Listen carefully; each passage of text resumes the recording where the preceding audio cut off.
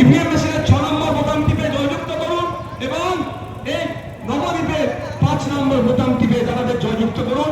আর একটি কথা বলে শেষ করব, আমি আপনাদের বলবো যারা আমাদেরকে ভালোবাসেন, এখানে অনেক মানুষ আছেন শুধু আমাকে দেখার জন্য এসেছেন, আমার কথা শোনার জন্য এসেছেন, আবার অনেক মানুষ আছেন বামপন্থী লিবারেশনকে পছন্দ করে এসেছেন।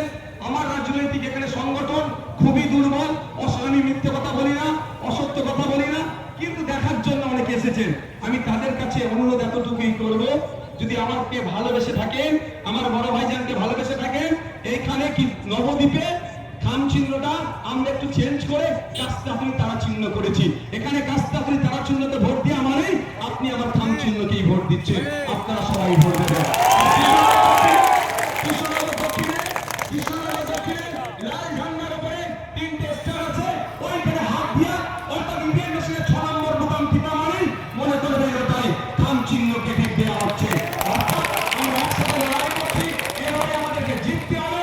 এবার থেকে শুধু জিতা নয়, এবারে আমাদেরকে ক্ষমতায় আসতে হবে, নাহলে আগামী দিন যদি সরকার আসে নাই বা বিজেপি আসে, আপনারা আমার শুধু মুসলমানের প্রতি করবে না, দলিত আদিবাসী খ্রিস্টান সহ বিশ্ববর্গের মানুষের উপরে বুল্ডোজার চালাবে।